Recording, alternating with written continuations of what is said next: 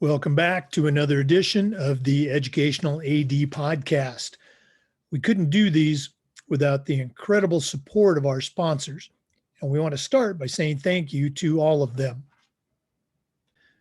First, thanks to our diamond sponsor, Varsity Brands, including BSN, Varsity Spirit, and Herff Jones. Varsity Brands, elevating student experiences in sport, spirit, and achievement. We also want to thank our platinum sponsors. Gipper, sports graphics made incredibly simple. Ephesus Lighting, innovating a brighter future at every level. Gilman Gear, always a step ahead. Camp Mobile, where leaders communicate better. Hometown Ticketing, simple and easy online ticketing. And Vital Signs, bring student achievements to life. Thanks to all of our great sponsors. Welcome back, everyone, to another episode of the Educational AD podcast. Very special guest today, Drew Hanson. Drew is the Executive Director for the Canadian Interscholastic Athletic Administrative Association, the Canadian counterpart of our NIAAA. Drew, welcome to the program. It's great to be on. Thank you very much for having me. Looking forward to it. We're very excited to have you. Tell us about things up north. Well, we always like to let our listeners have a chance to get to know our guests. So tell us a little bit about yourself, where you grew up, where you went to school and college, and maybe how you got your start in athletics. Great. Yeah, I was born and raised and have lived all my life in Edmonton, Alberta. I went to obviously went to school here, both through high school and then into university.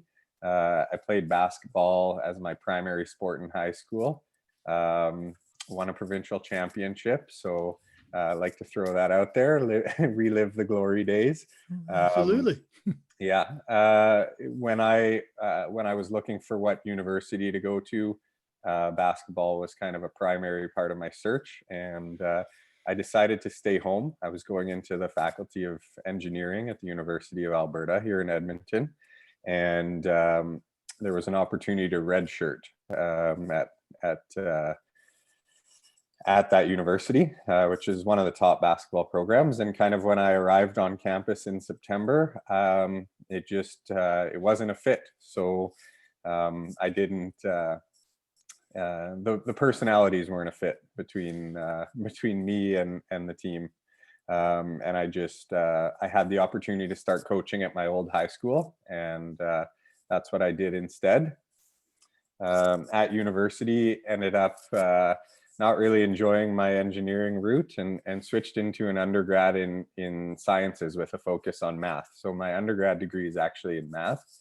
And, I finished that. I was enjoying coaching. I had not much of a plan so far. And so I took a couple years off school and decided I wanted to pursue a career in coaching. So I went back to the University of Alberta, which has a fairly new but very strong master's degree in coaching. And I was able to complete that degree in 2015. But a really big part of that education process, I was an assistant coach at the university here, and that was amazing. But a big part of the education process was in the administrative side of athletics and the business side of sports. And that's kind of what got me on this path.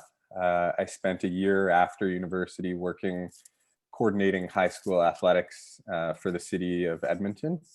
And then this job came available. And so I'm about 3.5 years into my tenure with the CIAAA. And I guess that's the quick story of how I got there.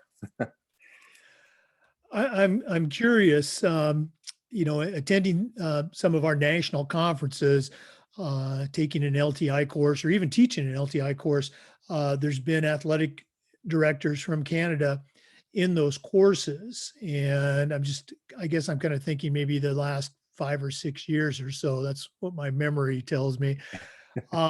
The NIAAA, recently, celebrated its 40th year. How old is the CIAAA? And again, how did you decide to, and how did that move happen for you?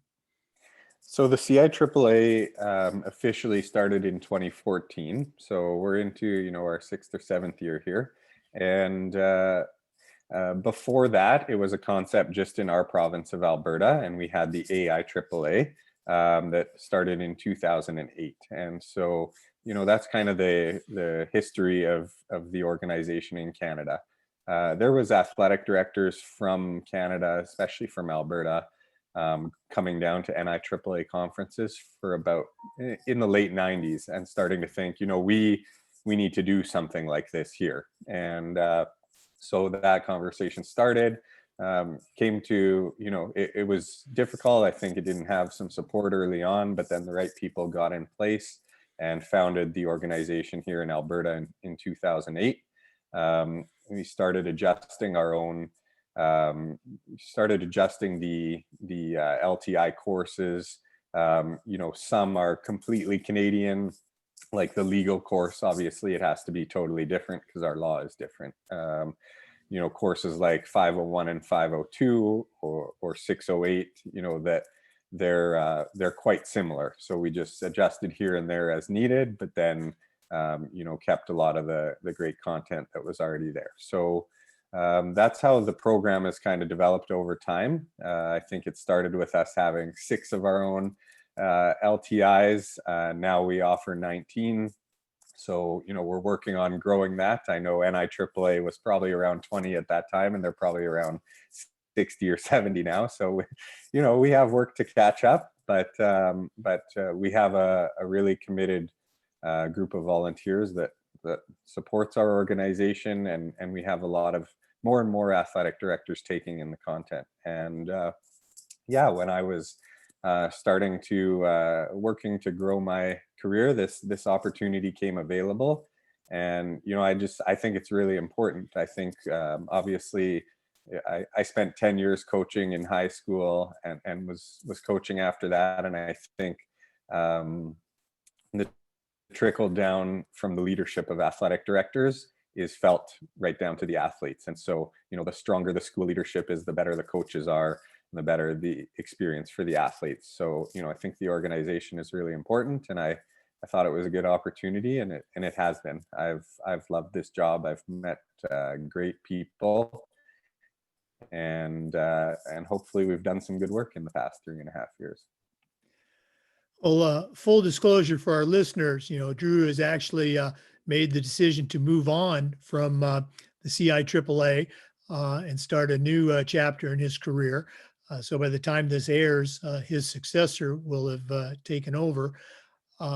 Drew, what are some things that under your watch you're particularly proud of, either expanding a program that existed or helping develop a brand new program? What can you look back and take great pride that, this happened under your watch?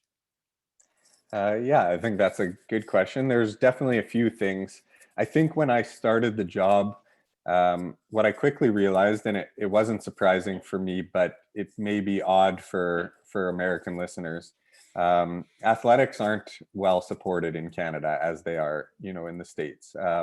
And so athletic directors, most, I would say over 95% of athletic directors in Canada, their full-time job is teaching, and they have either a full or nearly full teaching schedule.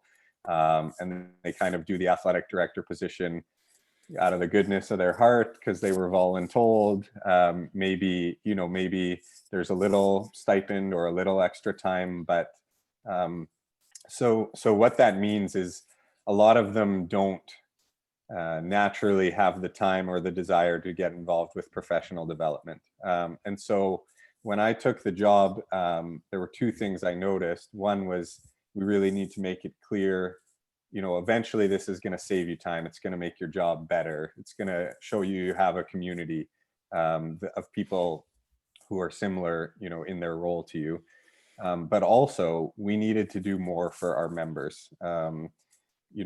If someone really truly could not take a course in a year, could not, find the 4 hours when we were offering it to take a course, what could they do? How could they take advantage of the CIAAA? And we started looking at, how could we provide benefits for our members? And so I think the thing I'm proudest of is we built a resource bank for our members. And that tool, it's really incredibly extensive. I hope it's going to grow and grow. We're trying to engage more people to add content and send in what they do at their schools, because our athletic directors, if they can find something that they've thought of but someone else has already done well, and we can share it, that's great. So I'm really proud of the resource bank. I think it's going to be a tool that serves athletic directors here well, and grows and lasts for a long time. Oh, absolutely. The networking component of professional organization, I don't think you can overemphasize that. We've had great fun with the podcast, but at the same time, people have told us, hey, that was a great tip that I got from that athletic director. So, yeah. Drew, we also talk in our profession about the importance of leadership and mentoring. And I'm always curious, who are some of your mentors growing up, either, teachers or coaches that you might have had, or even people that you worked with or worked for? Whose voice do you still hear in your head when you're talking to your ADs or your clients? Yeah, I think I've been lucky. I have a few people to draw on. One couple natural ones. One, my high school coach. I think a lot of people always think back to that person. And my high school coach, Dave Youngs, was he introduced me to a lot of the leadership concepts that I think of now. We read a couple of Mike Krzyzewski books while we were players in high school, and I always remember I think it's called the 5-point play, about the strength of the fist versus the 5 individual fingers. So I always think back to that when looking at building a team and building a collective unit and things like that. My dad, I find my dad to be, the most impressive person in any room he's in. So I always think about, how he would handle a situation, and I draw on that. And interestingly, our president of the CIAAA, Scott Bazubiak, was my high school athletic director. So that was kind of a twist and turn that brought us back together. But I always think of his leadership and how he ran such a successful high school program across, 2 genders and 15 or 16 sports. And so, yeah, I have a lot of good people to draw on, luckily. Oh yeah. And again, I just love to hear the stories of how those individuals, helped you along. Just always a great reminder that we didn't get here by ourselves. Yeah. Let's go and talk about COVID. We've certainly seen its impact across the country, and of course, it extends across the border as well. We've seen a wide variety of responses in the United States. Some states have gone ahead with sports business as usual almost. Others have shut down sports completely for the fall season. Some states have moved the sports around. In Florida, my state, we ended up delaying fall sports for a month.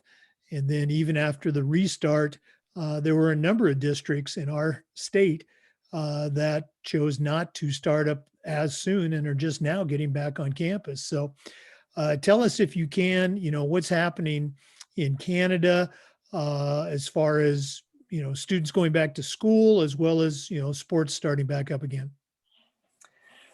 Yeah, it is pretty different across Canada as well.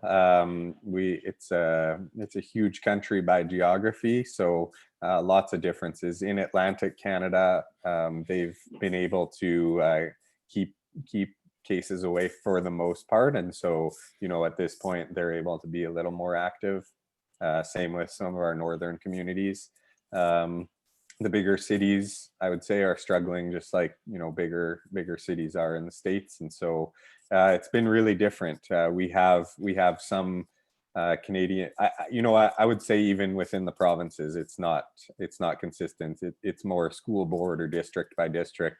Some have decided to come back full on. A lot of places have allowed parents the choice for their child to partake in online learning for the year or for the semester. So it's a bit of a mixed bag. I think everyone's back in school unless they chose to be online at this point. No schools, haven't opened or anything. But there's very few places where there's competitive inter-school sport right now. I think some schools are allowing practices within their schools, but some aren't even allowing that. So, and I think fall championships have been canceled in most jurisdictions. Yeah, we've seen again individual schools and districts, opt out of our state championship series, and they've focused on regional or county championships. I know New York State has some of that going as well. What's your prediction, if you will, based on current knowledge? How do you see it playing out as the school year progresses, moving to the different sports seasons? Yeah, I think in Canada, we've generally been cautious with our response overall to COVID. And so I think it's not surprising that most school sport hasn't started up, at least on a competitive basis. I do think that the provincial school athletic associations are working hard to plan for some spring championships. I don't think we'll get all of our sports in, and there will be places where they struggle. But I think the goal, I think the approach has been see how it is being back in school in the fall, and that will give us some sense of what we can do in the spring. So, I don't have, it's going to be different in different places for sure. But I do think we'll see some basketball provincial championships in the spring. I think we'll see some places try and run some of our fall sports in the spring. So that might see a football season in the spring instead of fall, or a volleyball season. So it'll be different. But I do think we'll see some sport in the spring, regardless of what's happening, or, as long as things don't get a lot worse, I guess. Okay. Well, obviously, we wish you all the best with that as the seasons continue to progress.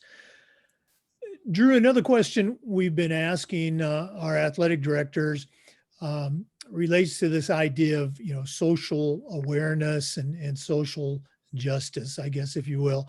When COVID, shut things down back in the springtime, it was also very big in the news, the events in Minneapolis, Minnesota, and Atlanta, and then just even a few months ago in Wisconsin. So my question is this: what are some things that we can do as athletic directors, with our communities, with our students, our coaches? What are some things that we can do a better job with in this area of social awareness? Yeah, I think, well, it's interesting. The CIAAA, we start, as the movement began to focus on social justice issues, we started talking about, if we should be involved, how we should be involved. And we came back to our mission and our role, which is to provide professional development content. And so, our first step was we built I would say a small resource that led to a lot of larger resources on how someone might tackle the issue, social justice issues within their athletic program or on a team. And we put together a 2-page document that, people could spend either 10, 20 minutes on, or could spend 3 days clicking through all the links and, and really dig into the issue deeper. And I think, we're proud of that because it sort of guides the answer to the question that you asked. What can we do at the school level? What can we do as athletic directors? I think it's crucial to tackle it, to have some conversation in some way. I think you can, I think that to suggest that we all, that we're in, that our team or our school or something somehow operates in this bubble without, without any bigotry or with, is crazy. And, we may all be, solid people who are thinking the right things, who are accepting of everyone. And we still make mistakes, and we still carry, our issues with us one way or another. And I think if coaches and athletic directors can start conversations with their student athletes and talk about, where might we have seen an example where being a certain color of skin or being a certain socioeconomic status has given you a privilege that someone else may not have. Simple questions like that, just to get student athletes, to get kids thinking about what their privilege is, what their luck in life is, and then maybe see how some people around them don't have that, and that maybe it tweaks behavior a little bit, or it tweaks understanding a little bit. I think we can all grow as people when we take part in those conversations. So. Oh, absolutely. Great ideas to keep that discussion going. Let's go and lighten it up a little bit. What are some of your favorite things about being the executive director for the CIAAA? What's gotten you excited about coming into work each day? For sure. The best part on a regular basis, the best part of the job is just working with people who are passionate about the same things I'm passionate about. And, so that's always exciting. I would say the highlight of the job and of my year is obviously the build up to our national conference, and then, and the event itself. It's kind of the only, it's the thing in our adult professional world that is like a sporting championship. We have a ton of planning that goes in, a ton of people working together to make it the best event possible. And then, we get to the event and it's just a crazy few days, and no one's sleeping and everyone's excited. But the national conference has been a real highlight for me. And, I've been really happy with how they've gone. It was unfortunate, we had to cancel ours last year. The timing was sort of right at our national conferences are in April. So the timing was right at the start of things getting worse, but we canceled the event. We ran some stuff online instead, not really a conference, but just a bunch of courses. And this year we're looking at an online conference. And so it'll miss some of that human touch, but hopefully we'll get a lot of professional development opportunities for people. So yeah, I think that's been my favorite part overall, dealing with people and then, working towards the conference every year. Oh, no, absolutely. And, all the best with your national conference. Now, have you made the decision at present to go online for this coming April 21, or is that still up in the air? Yeah, we have. It's too big of an event to plan it 3/4 of the way and then cancel it again. I think it was easier to get out of our plans last year because it was a new thing and a shock to everyone. But I think if we went ahead and planned it, then we'd kind of be committed. And I'm just not sure that there's enough people who can travel, and there's enough ways to do it really safely that would allow us to run a successful event. So instead, we're embracing the idea of having it online. We'll try some new stuff. We'll get some good speakers, and we'll make it the best event we can. And I do think and hope that we'll see bigger attendance than we normally do, just because the accessibility for people is so easy. And if all things go well, hopefully that will unlock more people to being interested in the live event when it comes back in 2022. Well, for any of our listeners that would like to, take advantage of the professional development opportunities, how do they get signed up? How do they find out information about the CIAAA National Conference? Absolutely. We hope that we'll have some American and international attendees this year, especially. Information will start to go up on our website, ciaaa.ca. Registration is going to open in early January. And it's going to be a very inexpensive conference. We're just finalizing those details, but we're dropping the price quite a bit, sort of in recognition of all the things that we don't have to cover that we would for a live event.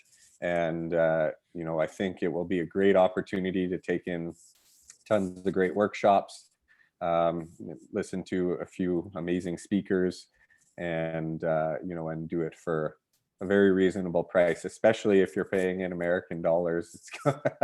It'll almost be nothing because our dollar is quite low compared to yours right now. So I just encourage people to check out CIAAA.ca, and by the time this airs, all the information will be on that website. Okay. Again, one more time, CIAAA.ca for the Canadian Interscholastic Athletic Administrators Association National Conference. That's going to be in April 2021. Okay. Well, Drew, this has been great, visiting with you, getting to know you a little bit, but we're not done yet. We always like to wrap up with what we call the new athletic director's toolbox. Now, you certainly had a great career so far in athletics, but right now I'm going to task you with sending out a brand new athletic director on their very first job. But I'm only going to let you put 3 items in their toolbox. What 3 things are going to go in Drew Hanson's athletic director toolbox? Good and tough question. I would say number 1, a strong sort of personal and program philosophy. I think everything you do has to be guided by that. And so, come into your first job with a philosophy. It won't be the same one you take away from your last job, but I think starting from somewhere and having